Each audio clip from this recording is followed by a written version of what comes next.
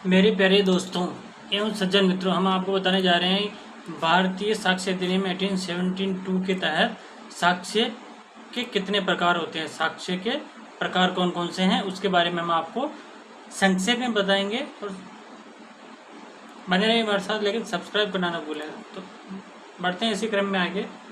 तो सबसे पहले साक्ष्यों के प्रकार जो है, पहला साक्ष्य प्रत्यक्ष साक्ष्य, दूसरा है परिस्थितिजन्य साक्ष्य, तीसरा है प्राथमिक साक्ष्य, चौथा है गौण साक्ष्य, पांचवा है वास्तविक साक्ष्य, छठा है अनुश्रुत साक्ष्य, सातवां है मौखिक साक्ष्य, दस्तावेजी साक्ष्य आठवां है, और नौवां न्यायिक साक्ष्य, और 10वां है न्यायिकेतर साक्ष्य। जो होते हैं मुख्य रूप से 10 तरह के साक्ष्य हैं। कुछ अलग एडिशनल साक्ष्य भी होते हैं, जैसे कि पक्षद्रोही साक्ष्य, पुलिस साक्ष्य, और अलग अलग 3, 4, 5 तरह के और साक्ष्य होते हैं। लेकिन मुख्य रूप से जो होते हैं 10 साक्ष्य हमने आपको बताया है।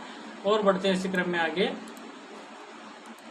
अब ये जो इन सभी साक्ष्यों के नाम आपने सुने ही होंगे, लेकिन अब इनकी परिभाषा संक्षेप में हम आपको बता देते हैं। तो प्रत्यक्ष साक्ष्य, प्रत्यक्ष साक्ष्य किसे कहते हैं संक्षेप में हम आपको बताते हैं। प्रत्यक्ष साक्ष्य विधि में प्रत्यक्ष साक्ष्य का महत्वपूर्ण स्थान है। न्यायालय भी प्रत्यक्ष साक्ष्य को प्रमाणिक मानता है। साक्ष्य अधिनियम की धारा 60 में भी ये कहा गया है कि प्रत्येक मौखिक साक्ष्य प्रत्यक्ष होना चाहिए। प्रत्येक मौखिक साक्ष्य प्रत्यक्ष होना चाहिए, यानी स्वयं हाजिर होके कह सकता है। प्रत्यक्ष साक्ष्य से अभिप्राय ऐसे तथ्य की साक्ष्य से जिसका साक्षी ने स्वयं अपनी इंद्रियों से बोध किया है, यानी खुद सुना हो, महसूस किया हो, देखा हो। दूसरे शब्दों में ये कहा जा सकता है कि प्रत्येक साक्ष्य से अभिप्राय ऐसे साक्ष्य से जो यदि किसी देखे जाने वाले तथ्य के बारे में है तो साक्षी ये कहता है कि उसने देखा है। इसे चक्षुदर्शी साक्ष्य भी कहा जाता है, जिसने किसी भी घटना को साक्षात्कार देखा है या अनुभव किया है। जो यदि किसी सुने जाने वाले तथ्य के बारे में है तो साक्षी ये कहता है कि उसने सुना है उसके बारे में। और तीसरा है जो इंद्रियों द्वारा बोध किया जाने वाले साक्ष्य के तथ्य के बारे में साक्षी ये कहता है कि उसने अपनी इंद्रियों से बोध किया है। उदाहरण भी हम आपको बता देते हैं। क पर ख की हत्या करने का आरोप है। गैर न्यायालय में ये कहता है कि उसने क को ख पर तलवार से वार करते देखा, अर्थात कि देखा हुआ। यह प्रत्यक्ष साक्ष्य है। इसे प्रत्यक्षदर्शी साक्ष्य भी कहा जाता है मुख्य रूप से। अभी हम अब बढ़ते हैं इसी क्रम में आगे। परिस्थितिजन्य साक्ष्य, परिस्थितिजन्य साक्ष्य किसे कहेंगे? परिस्थिति से उत्पन्न, अगर किसी ने चाकू से वार किया है तो चाकू का निशान उस पर दिखना चाहिए, वो परिस्थितिजन्य साक्ष्य। तो बढ़ते हैं दूसरा परिस्थितिजन्य साक्ष्य। जब किसी तथ्य को साबित करने के लिए प्रत्यक्ष साक्ष्य उपलब्ध नहीं होता है, तब ऐसे तथ्य को साबित करने के लिए परिस्थितिजन्य साक्ष्य का सहारा लिया जाता है। परिस्थितिजन्य साक्ष्य से अभिप्राय ऐसी परिस्थितियों के बारे में साक्ष्य से हैं जो घटना के इर्द गिर्द घूमने वाले तथ्य का सबूत होती है, जिनके अवलोकन से ये पता चलता है कि कोई घटना घटी है। उदाहरणार्थ क पर ख की हत्या का आरोप है। क एवं ख के बीच लंबे समय से दुश्मनी चलना, घटना के बाद क को जंगल की ओर भागते देखना, उसके कपड़ों पर रक्त से दाग होना, उसके गांव से गायब हो जाना आदि ऐसी परिस्थितियां जो ख की क द्वारा हत्या किए जाने की ओर इंगित करती है। न्याय प्रशासन में ये कहा जाता है कि साक्षी झूठ बोल सकता है लेकिन परिस्थितियां नहीं। साक्षी झूठ बोल सकता है लेकिन परिस्थितियां कभी नहीं। परिस्थितिजन्य साक्ष्य की ग्राह्यता के लिए मुख्य 2 बातें आवश्यक है। कौन कौन सी है देखते हैं आगे।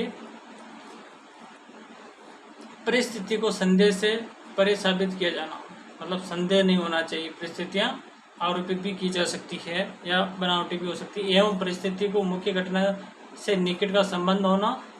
प्राथमिक साक्ष्य तीसरी महत्वपूर्ण साक्ष्य की प्रकार है प्राथमिक साक्ष्य। अब बढ़ते हैं इसी क्रम में आगे। प्राथमिक साक्ष्य क्या होता है? प्राथमिक साक्ष्य एक सर्वोत्तम साक्ष्य माना जाता है। न्यायालय द्वारा ऐसी साक्ष्य पर सर्वाधिक विश्वास किया जाता है।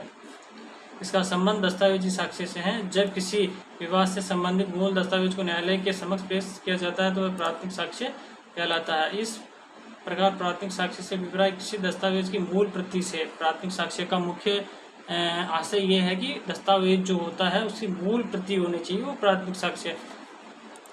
उदाहरणार्थ क एवं ख के बीच किसी भूखंड को लेकर विवाद है, क द्वारा न्यायालय के समक्ष ख द्वारा निष्पादित रजिस्ट्रीकृत विक्रय विलेख मूलतः प्रस्तुत किया जाता है। ये मूल विक्रय विलेख प्राथमिक साक्ष्य हैं। अब बढ़ते हैं इसी क्रम में आगे। जो अगला साक्ष्य गौण साक्ष्य। जब किसी तथ्य के बारे में प्राथमिक साक्ष्य उपलब्ध नहीं होता है तब गौण साक्ष्य का सहारा लिया जाता है। इसे द्वितीयक साक्ष्य सेकेंडरी साक्ष्य भी कहा जाता है। यह साक्ष्य कम विश्वसनीय होता है तथा न्यायालय द्वारा भी इसे संदेह की दृष्टि से देखा जाता है। गौण साक्ष्य में निम्नलिखित को सम्मिलित किया गया है। मूल दस्तावेज की प्रमाणित प्रतिलिपियां। मूल दस्तावेज को यांत्रिक प्रक्रिया द्वारा तैयार की गई प्रतिलिपियां। मूल दस्तावेज से मिलान कर बनाई गई प्रतिलिपियां दस्तावेजों के प्रतिलेख या किसी मूल दस्तावेज के अंतर्वस्तु के संबंध में उस व्यक्ति के द्वारा दिया गया मौखिक साक्ष्य जिसे उस दस्तावेज स्वयं देखा है। ये साक्ष्य को कम प्रमाणित माना जाता है। अगला साक्ष्य है वास्तविक साक्ष्य। वास्तविक साक्ष्य यह साक्ष्य है जो न्यायालय के समक्ष इस ढंग से प्रस्तुत किया जाता है कि न्यायाधीश या मजिस्ट्रेट स्वयं उसे देखकर अपनी ज्ञानेंद्रियों से सही बात का अनुमान लगा सकते हैं, वो वास्तविक साक्ष्य होता है। उदाहरणार्थ क पर ख की तलवार से हत्या करने का आरोप है। न्यायालय के समक्ष यह तलवार तथा क एवं ख के रक्त रंजित कपड़े प्रस्तुत किए जाते हैं। यह वास्तविक साक्ष्य है। तलवार एवं कपड़ों को देखकर न्यायालय घटना का अनुमान लगा सकते हैं। इसे भौतिक साक्ष्य भी कहा जाता है। भौतिक साक्ष्य भी कहा जाता है। अब बढ़ते हैं आगे। अनुश्रुत साक्ष्य, सुनी सुनाई साक्ष्य भी कहा जाता है इसे। ये कमजोर साक्ष्य माना जाता है। न्यायालय द्वारा ऐसी साक्ष्य पर कम विश्वास किया जाता है।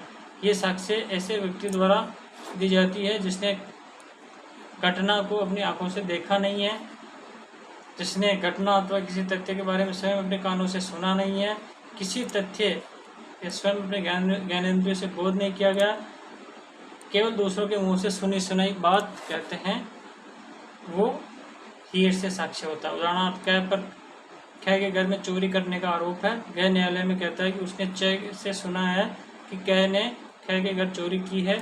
च की साक्ष्य अनुश्रुत साक्ष्य हैं, ऐसा माना जाएगा।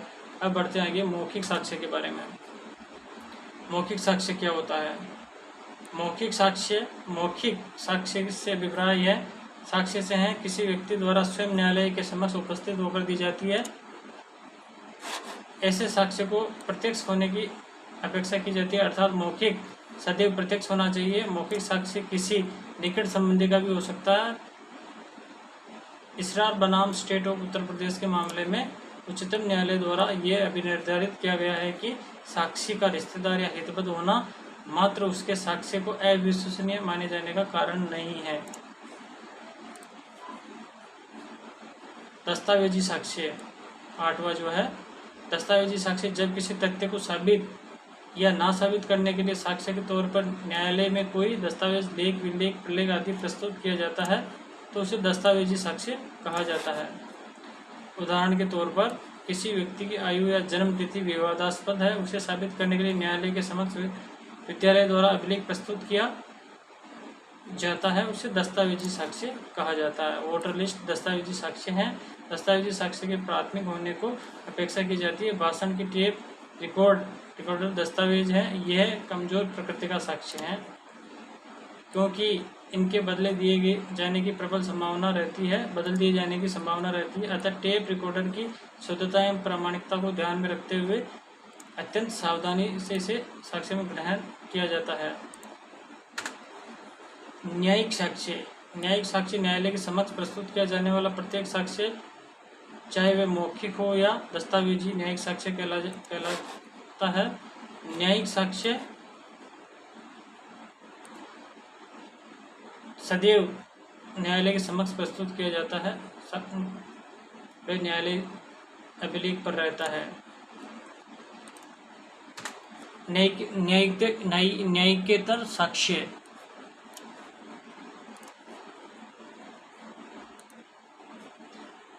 से विप्राय है ऐसे साक्ष्य से जो न्यायालय के समक्ष नहीं दिया जाकर अन्य किसी स्थान पर या अन्य किसी व्यक्ति के समक्ष दिया जाता है, कथन किया जाता है। उदाहरणार्थ क अपने मित्र ख से कहता है कि उसने ग के घर चोरी की है। ये न्यायिकेतर साक्ष्य होता है।